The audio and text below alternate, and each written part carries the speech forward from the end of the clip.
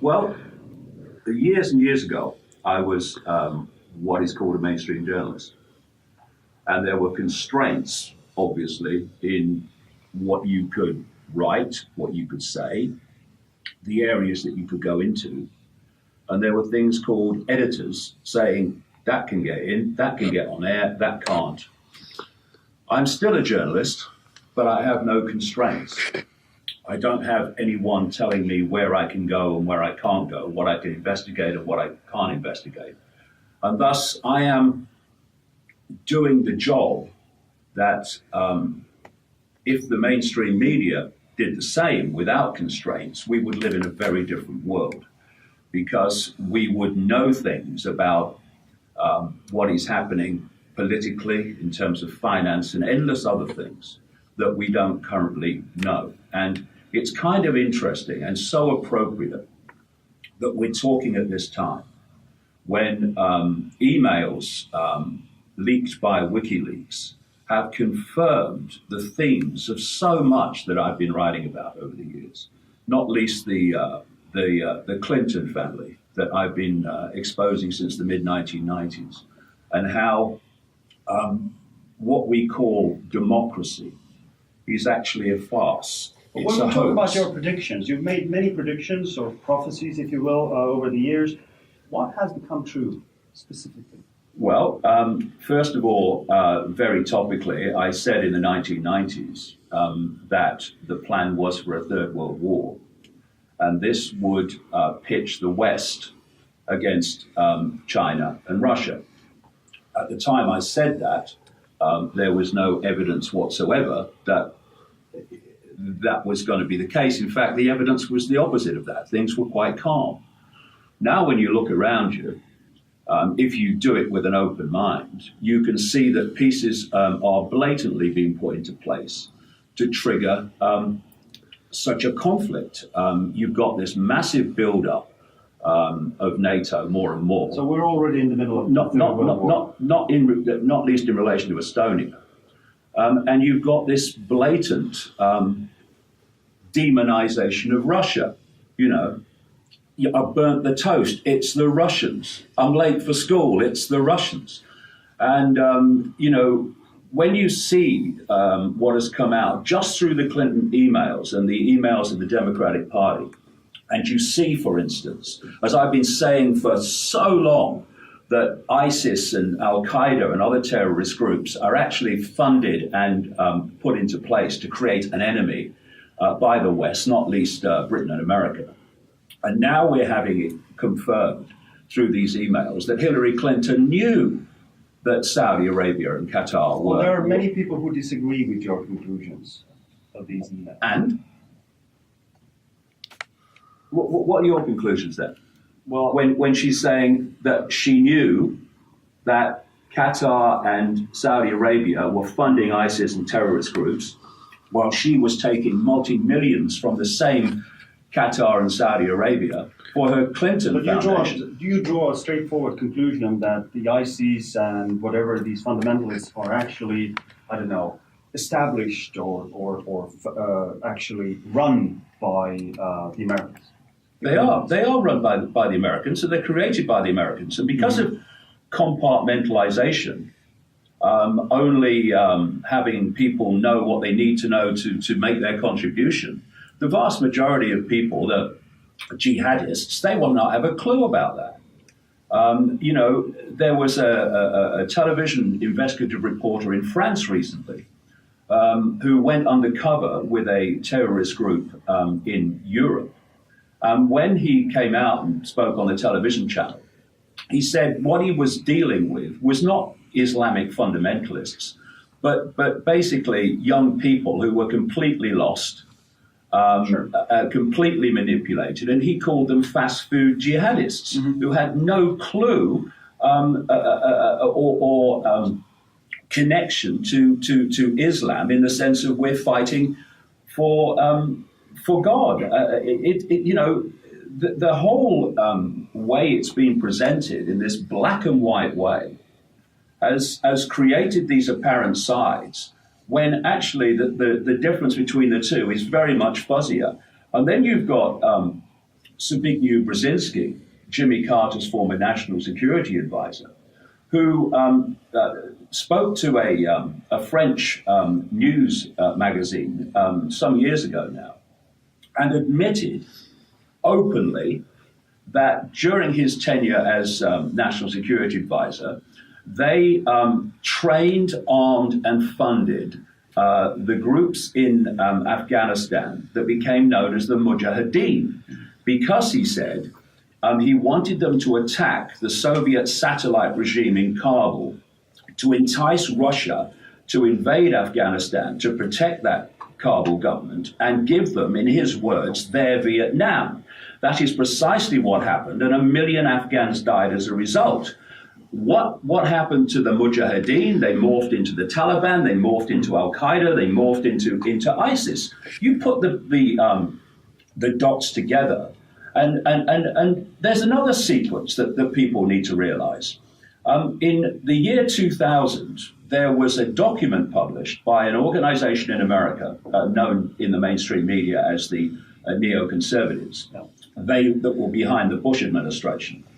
And in September 2000, this organization, the Project of the New American Century, set out a plan of regime change in country after country in the Middle East, Libya, Syria, Iraq, etc. And they said in that document that this process of transformation, of regime change, would only be possible and only be done in any reasonable speed with another Pearl Harbor to focus the minds of the American people to say, yes, we've got to do this. And what happened a few months after that document was published, those same people came to power with George Bush in January 2001. And 9 months later, 1 year to the month since that document was published, we had what Bush called in America the Pearl Harbor of the 21st century, 9/11. As a result of that, that list of countries has been systematically picked off and is still happening in Syria. On the topic of your predictions, back in the 90s, you predicted that the world will come to an end by 1997 by tidal waves and earthquakes and whatever. Look, mate, hold on a second. Right. Now, 20 years later. There's a massive backstory to that, which of course you won't be interested in. If you take what I've been writing in my books since the 1990s and you look at what's happening in the world now, it's extraordinary how the two are the same.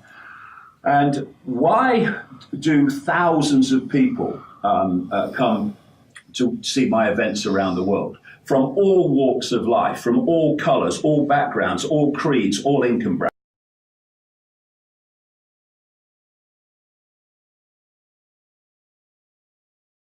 Mm-hmm. That says, this makes sense to me, or at least I'm going to see if the information makes sense. And it does. And that's why so many people are now interested in my work. Now you can say, oh, let's go back 26 years when I was having a massive mind experience that changed my life, and let's stay there. Let's put that there. Or we can be adult and we can be mature and we can say, look, since this guy started writing books, look at what he's written and look at what has happened. Well, and that's what people are doing. Your opponents say that you predict so many things. You talk about a vast array of stuff that you're bound to hit a nail sometimes, so to speak. Right across what I've been writing about is now being confirmed. One of the things I've been writing about, if you want to go deeper into this, since what must be best part of 15 years, is that we live in the equivalent of a cosmic video game, a virtual reality universe. If you follow scientific thought and you look at some real mainstream people who've come out recently in the last few years who are saying the same. They're saying that actually is the only thing that makes sense of... well, they're speculating. They're not... That's proven, well, to my understanding. Of course, what do you call proof? You have to look at the evidence and then conclude: do I think the evidence is substantial enough for me to start to encompass this? When you've got mathematicians and physicists like Max Tegmark at the Massachusetts Institute of Technology coming out and pointing out that the physics of our reality is the same as the physics of a video game. When you have other mainstream scientists coming out and saying the same, this mad guy was saying this ages and ages ago. But this is not about, I said this and so look how great I am. This is actually just balancing out this response to me by the mainstream, which is, this guy's crazy, therefore we're going to come from that perspective that he's crazy in the way we report it. If we take the picture a bit wider, if I understand your theories correctly, your view of things is that a large part of the global elite is actually shape-shifting reptiles who want to establish the new world order. Well, that's an incredibly simplistic way of putting it, but in the time. But if you want to boil it down, you can't boil down something that's simplistic. You have to expand upon it, right? Let me put this to you. According to mainstream science, the electromagnetic spectrum is 0.005% of what exists in this universe. Visible light, which is the only frequency band that we can see, is a tiny fraction of the 0.005%. Humans are basically... Our perceptions are very, very limited. Right. Okay. But I have a hard time agreeing that Barack Obama or the royal family are reptiles. Okay. What research have you done then? Well... I'll tell you. No, mate. Answer the question. How much research have you done on it? I've done 26 years of research in 60 countries. What have you done? Zero. So no wonder you have a hard time getting your head around it. Why? How would you get your head around something you haven't even researched? It's ridiculous. But classic mainstream. The other thing is that according to mainstream science and their projection of the size of the universe, planet Earth is the equivalent, by comparison, of 1/1000th of a pinhead.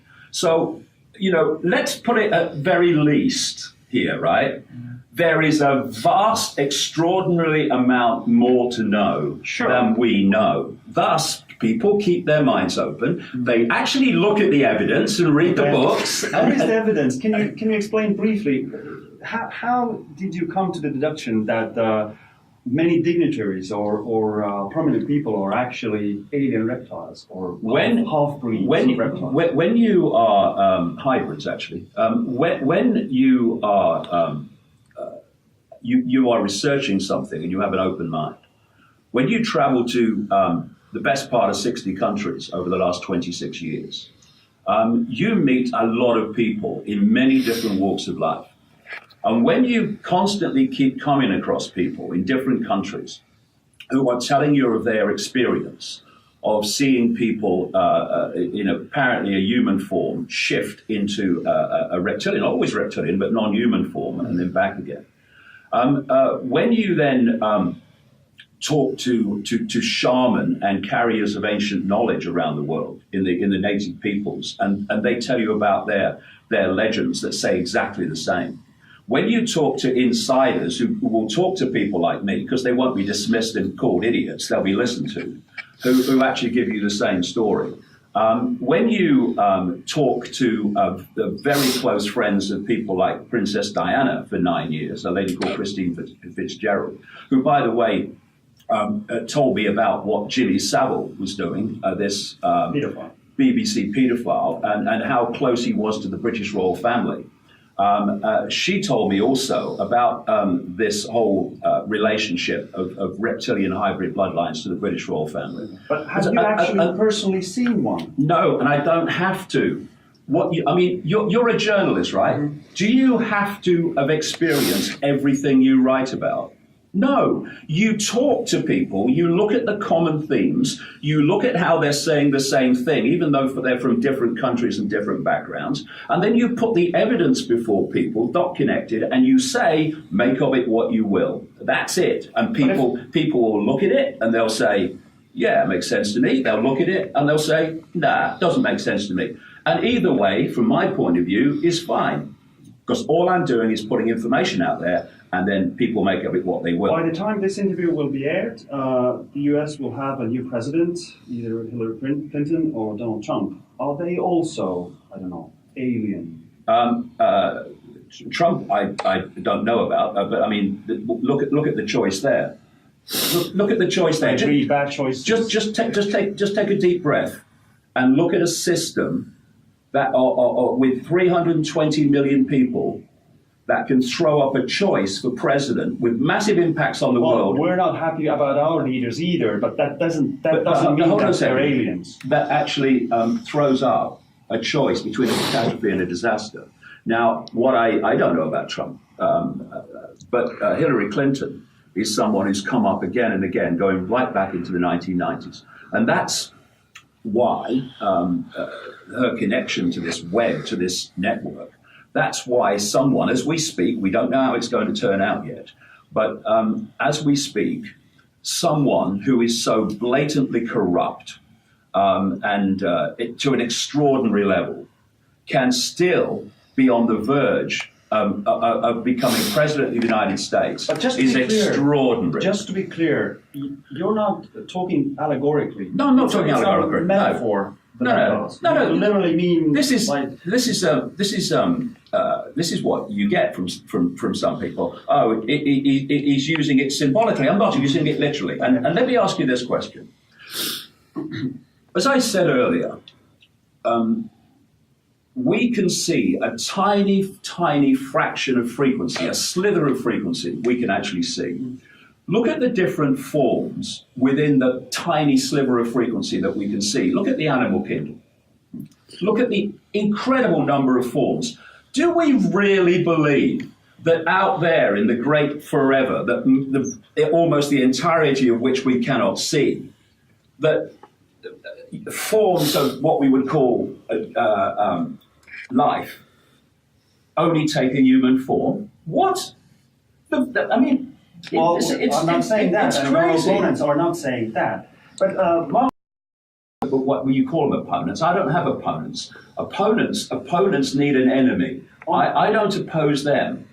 So therefore, there's no opponent. They might think they are, but they're not. On top of the reptile theory, shall we say, pardon for me saying this, you claim that the reality that we perceive is actually holographic. Yeah, more and more scientists are saying that. And it's being beamed to us from the rings of Saturn and hollowed out moon, which actually is an alien or reptile portal or a base. Soviet scientists were saying that in 1970 from the Soviet Academy of Sciences. You're not joking. No, I'm not joking. Reality, mate, look. Is this then, our shared hallucination? Me talking to you, is this real? It's, put it this way, 99, this is mainstream science or quantum physics, 99% of your body is empty space. Not that there is such a thing, but it has no solidity whatsoever. Your body's made up of atoms, that's what we're told, right? Have you ever seen the inside of an atom? If you take the nucleus of an atom to be the size of a 10-cent piece, then the atom, by comparison, is the size of a cathedral. It's empty space. How does that relate to my question? It relates to the fact that in terms of physicality, you can't exist because there's no physicality. When you look at a hologram, even the simple ones that we buy in the shops, they seem to be three-dimensional, and the best of them seem as solid as you and me. We're now having people doing duets on stages, one from this reality and one holographic. And you can hardly see the difference, if at all, with the best of them. So therefore, if you're asking me, do you exist? And do I exist? Yes, we do, as consciousness. But do you exist as a physical body? I exist as a physical body, this room exists as a physicality. No, you know why? There is no physical. And you know who says that? Quantum physicists. Why is it that all these theories always take so long to explain? People tell me who support these theories.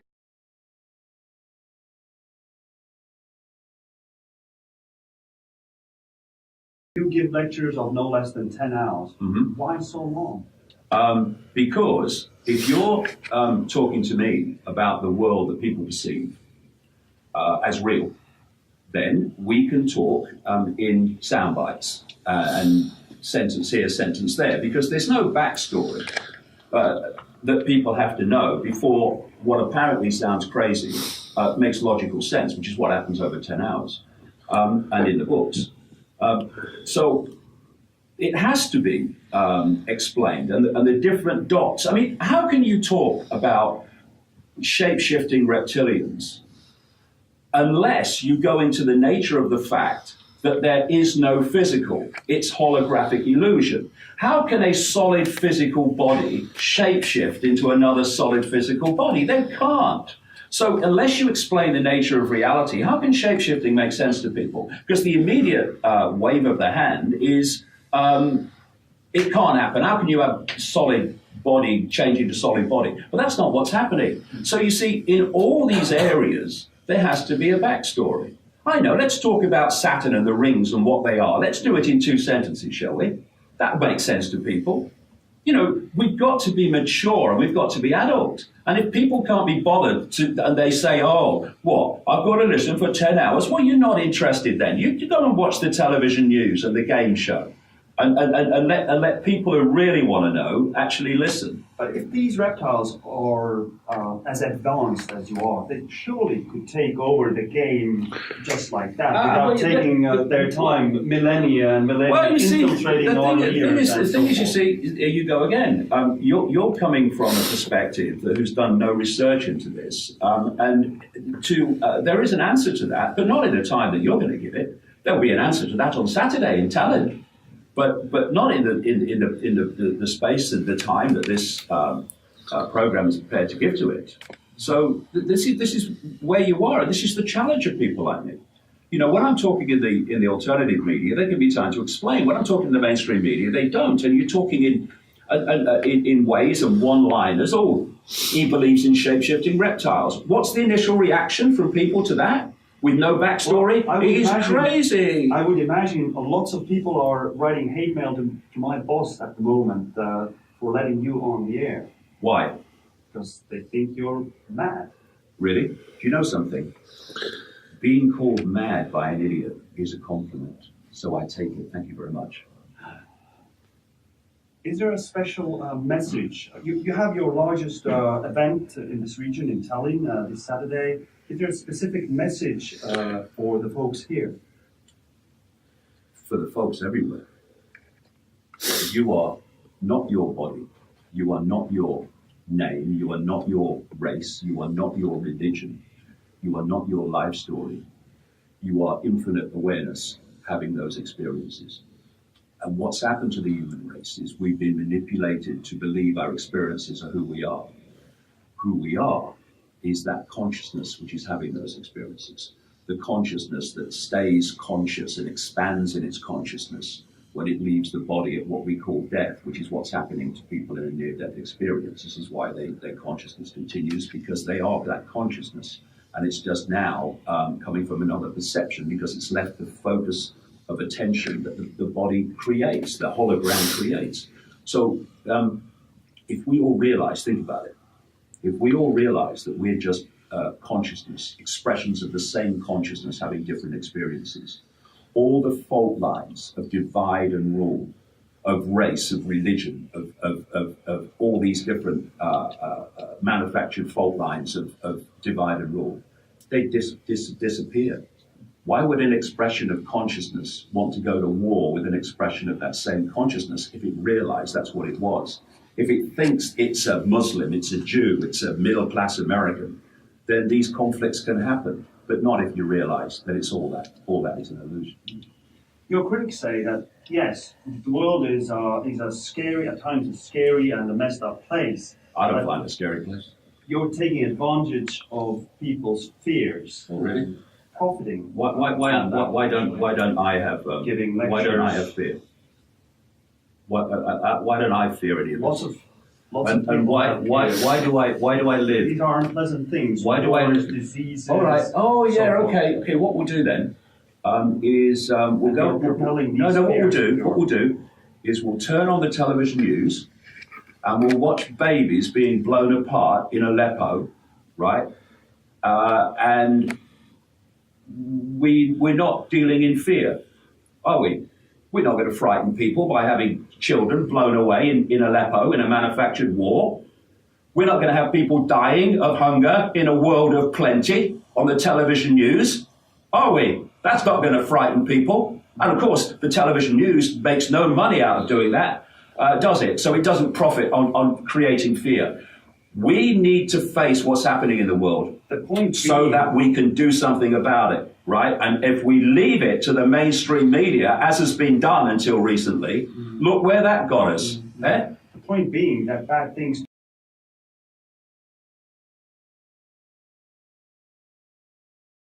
How do you know? You don't. These are suppositions which you're giving to me as fact. You ask me to support what I'm saying. You support what you're saying. Right? Well, how do you know?